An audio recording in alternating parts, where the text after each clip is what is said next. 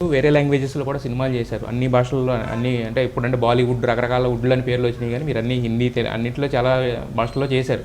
అక్కడికి ఇక్కడికి మీరు చూసిన తేడా అంటే ఏం చెప్తారు? అన్ని రకాలుగాను తెలుగు ఇండస్ట్రీ చాలా గొప్పదండి. అందరినీ భరిస్తుంది, వాళ్ళు కొందరినే భరిస్తారు. మన ఇండస్ట్రీయే గొప్పది, మన ఇండస్ట్రీ ఉన్నంత ఓపిక. సో అంటే ఇప్పుడు మరి నెక్స్ట్ భాషలందు తెలుగు లెస్స అని ఎట్ట అంటారు, సినిమా చరిత్రలో తెలుగు సినిమా అంత గొప్పది. మరి మీరు చెయ్యాలనుకుని చేయలేకపోయిన పాత్రలు ఏమైనా ఉన్నాయి సార్? అంటే ఒకటి రెండు పాత్రలు అనుకుంటాం కదా మనకి, ఇలా అంటే నాకు ఫలానా వచ్చిన పాత్రలల్లా చేసుకుని వెళ్ళడం అనేది ప్రజలు నచ్చినవన్నీ నన్ను బాగా చేసినట్లు లెక్క. సో మరి బాబు మోహన్ గారిది అప్పుడుది మీద ఒక లెజెండరీ కాంబినేషన్, ఇప్పటికి మేము చూసినా కూడా అది దానికి టైం ఉండదు. అంటే అది ఒక 60 ఏళ్ళు చూసినా నవ్వుతారు, 15 ఏళ్ళు చూసినా నవ్వుతారు, 30 ఏళ్ళలో చూసి పెట్టుకున్నా కూడా నవ్వుతారు. అది ఆ హాస్యం వేరండి. ఇప్పుడు పనికిరాదు, ఇప్పుడు వేరు, అప్పటికి ఇప్పుడు తేడా.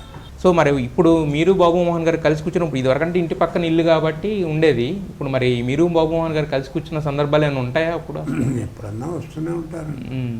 ఆయన ఇప్పుడు పొలిటికల్గా బిజీ అయిపోయాడుగా, ఆయన వీలు చూసుకుని ఎప్పుడన్నా వస్తూ ఉంటాడు కదా, కాసేపు మాట్లాడుకుంటాడు. అలాగే బ్రహ్మానందం గారు వస్తారు, కాసేపు శబ్దం మాట్లాడుకుంటూ వెళ్తారు. పాలిటిక్స్లో ఓడిపోయిన తర్వాత బ్రేక్ తీసుకోవడం అనేది జరిగేది సార్. బట్ మీరు గెలిచిన తర్వాత, ఎమ్మెల్యే అయిన తర్వాత నాకు ఇష్టం లేదండి, అందుకంటే రెండోసారి నుంచోవడం నాకు ఇష్టం లేదు, అందుకని మా అంటే ఫస్ట్ సార్ నుంచి చూడడానికి రీజన్ ఏంటి సార్? ప్రజలకు సేవ చేద్దామనేనా, లేకపోతే వాజ్పేయి గారు ఏదో అనుకున్నాను, వాజ్పేయి గారు తర్వాత ఏదో చేద్దాం అనుకున్నాను. అది ఏదో సాధ్యనంతరం నా చేతనంతరం సక్సెస్ అయ్యాను. తర్వాత పాలిటిక్స్లో చాలా మార్పులు వచ్చేసినాయి, నాకు నచ్చలేదు. మనం వెళ్ళి నచ్చని దాంట్లో ఇరుక్కున్న కాంట్రవర్సీ అయ్యేదానంటే మెరకుండా కూర్చోండి. అతని మరి మీ పుట్టినరోజు సందర్భంగా ఇప్పుడు చాలామంది నటులు వస్తున్నారు, చాలామంది దర్శకులు వస్తున్నారు. మీ మాటలు ఏంటంటే ఎప్పుడు కూడా ఎందుకు మీరు అనుకుంటారు యాక్చువల్గా నా మాటలు ఎవరు వింటారు ఏదైనా కానీ, బట్ కాకపోతే ఏంటంటే నటులు దర్శకులు వీళ్ళందరూ కూడా ఇప్పటికీ మీ వీడియోలు పెట్టి చూసుకుని చెప్పి వాళ్ళు అప్పుడప్పుడు పోస్టులు చేస్తుంటారు అనమాట. మీరన్న సోకాల్డ్ సోషల్ మీడియాలో వస్తూ ఉంటాయి అప్పుడప్పుడు, కోటగారు మాట్లాడిన మాటలు ఆణిముత్యాలు అని చెప్పి ఇలా రకరకాలుగా పెడతా ఉంటారు. సో మరి మీ పుట్టినరోజు సందర్భంగా వాళ్ళకి ఏమన్నా సలహా ఇవ్వాలంటే కనుక ఏమి ఇస్తారు? ఏం లేదండి, నటన ఎక్కడ నేర్చుకోక్కర్లేదు.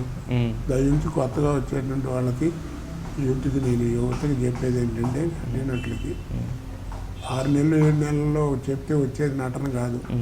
సహజంగా మనం రాసి పెట్టి ఉండాలి. వస్తా కొంచెం శరీరంలో నీ బాడీలో కూడా ఆ నటన టింజ్ ఉండాలి. ఉన్నవాడు సక్సెస్ అవుతారు.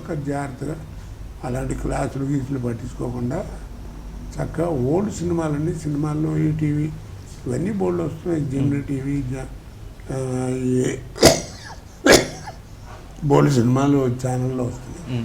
చక్కగా పాత సినిమాలు చూడండి, వాళ్ళ డైలాగ్ డిక్షన్ ఎక్కడ మారుస్తారు. ఇప్పుడు గుమ్మడి గారు అంటున్నారు, ఆయన తెలుగు మాట్లాడడం చక్కగా స్పష్టంగా ఎక్కడ ఆపాలి, అక్కడ కోపం రావాలి, అక్కడికి చక్కగా దాని తగ్గ ఎక్స్ప్రెషన్లు అన్నీ కనపడుతుంటాయి. వాళ్ళని చూసి నేర్చుకోవడం, సరే సార్, అది చూడటం, అద్దం ముందు ఉంటుంది చేసుకోవడం. నువ్వు ఒకటి చెప్తే వచ్చేది కాబట్టి చెప్పే వాళ్ళకి కూడా అర్హత లేదు.